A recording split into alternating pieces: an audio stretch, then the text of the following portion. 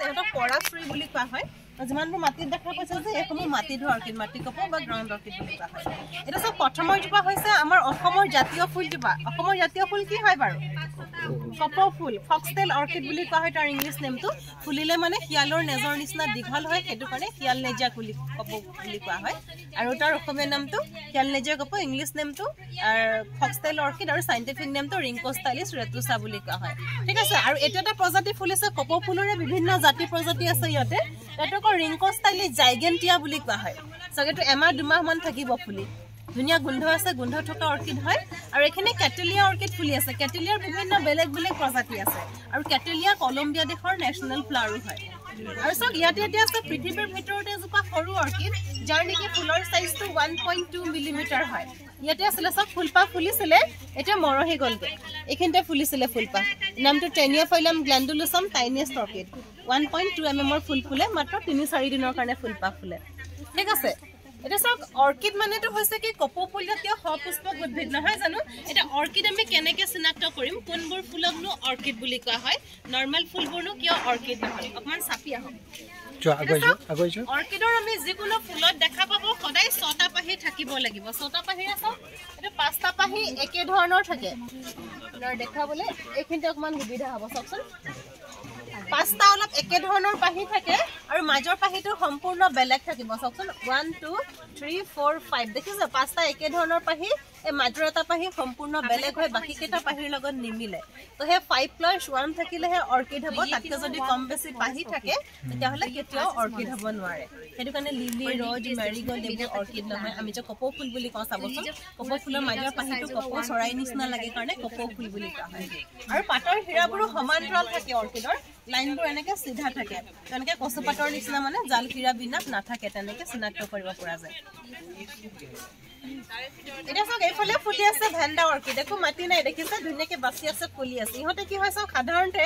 এনেকুৱা ধৰণৰ অৰ্কিডবোৰ জিয়াই থকা গছবিলাকত হয় কপৌ ফুলবিলাক আমি ভাবো কি গছজোপাৰ পৰা কিবা খাই থাকে বুলি পৰজীৱী বুলি ভাবো প্যাৰাসাইট বুলি ভাবো কিন্তু প্যাৰাসাইট নহয় এপিফাইটে হয় গছজোপাত থাকে ঠিকে আছে কিন্তু গছজোপাৰ পৰা একো খাদ্য গ্ৰহণ নকৰে নিজে নিজৰ খাদ্যটো প্ৰস্তুত কৰি ল'ব পাৰে সেইটো কাৰণে পৰাশ্ৰী বুলি কোৱা হয় এটা দেখিছে একো মাটি নাই যদিও কিমান ধুনিয়াকে বাছি আছে ফুলি আছে বহুত দিনলৈকে থাকে ফুলি ফুলবোৰ এবাৰ এবাৰ ফুলিলে আপোনাৰ 6-7 মাহলৈকে থাকে সোনকালে বেয়া নহয় আৰু সব এফালে ফুলি আছে ডেন্ড্ৰোবিয়াম উইলিয়ামছনি বুলি কোৱা হয় এইবোৰ অৰ্কিড চকচোন সবৰে দেখিছে 5+1 আছে কিন্তু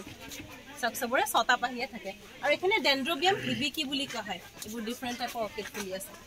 আৰু এখানে সব সিম্বিডিয়াম অৰ্কিড ফুলিছে এখানে ডেন্ড্ৰোবিয়াম আছে সব ডিফাৰেন্ট টাইপৰ হয়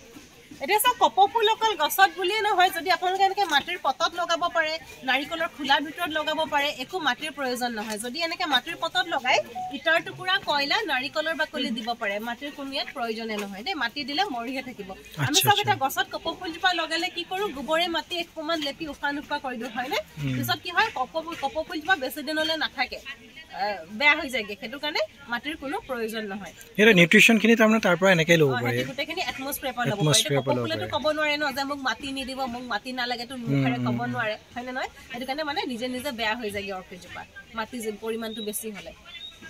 যাক মানে যি প্ৰয়োজন আৰু যাক মাটিৰ প্ৰয়োজন হয় সিহঁতক আমি মাটি দিছো এ কমপ্লিট মাটিও নাই ইয়াতে গছৰ শুকান পাতো মিক্স কৰি দিয়া হৈছে আমি তেনেকে দিছো অৰ্কিডবোৰক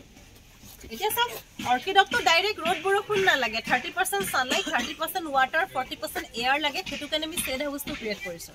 সদায় যেটো হিউমিডিটি ময়শ্চাৰ লাগে তাৰ কাৰণে আমি ঠাই ঠাই পানীবোৰ জমা কৰি ৰাখিছো এটা মানে ইয়াতে আৰ্টিফিশিয়াল ক্লাইমেট ক্ৰিয়েট কৰা হৈছে সেইটো কাৰণে অৰ্কিডবোৰ সকলো ঠাইত নহয় আমাৰ এতিয়া সব নৰ্থ ইষ্টৰ ক্লাইমেটটোৱে ভাল সেইটো কাৰণে ইণ্ডিয়াৰ ম্যাক্সিমাম অৰ্কিড আমাৰ নৰ্থ ইষ্টতে পোৱা যায়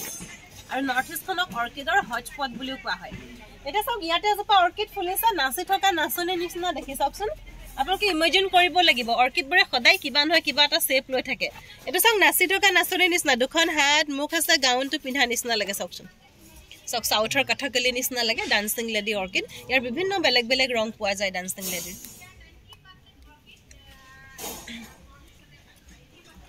আৰু সব অৰ্কিডৰ গুটিবোৰ এনেকুৱা হয় সব এটা এটা ক্যাপচুলৰ ভিতৰত বহুতখিনি সিড থাকিব পাৰে মিলিয়নছ অফ সিড থাকিব পাৰে ইহত যেতিয়া পুৰত হয় নিজে ফাটি উৰি গুছি যায় উৰি গৈ যিকোনো ঠাইত পৰিবগে ইহতক এটা ফাংগাছ লাগে হেতু স্পেসিফিক মাইকোৰাইজা ফাংগাছ বুলি কয় এই ফাংগাছটো পালেহে জাৰ্মিনেট হ'ব নহলে আমি হাতেৰে অৰ্কিডবোৰ গজাব নোৱাৰো এই প্ৰাকৃতিকভাৱে গজিলেহে মানে গজিব সেইটো কাৰণে আমি কি কৰোঁ গুটিৰ পৰা যে গজাব নোৱাৰোঁ কাৰণ আমাক বংশ বৃদ্ধি লাগিবই সেইটো কাৰণে আমি কি কৰোঁ সেই বাল্ববোৰক মানে ছেপাৰেট কৰোঁ যিবোৰ সিহঁতৰ কেঁকি ওলায় সৰু সৰু বেবী প্লাণ্টবোৰ ওলায় সেইবোৰক ছেপাৰেট কৰি বেলেগ পটত লগাব পৰা যায়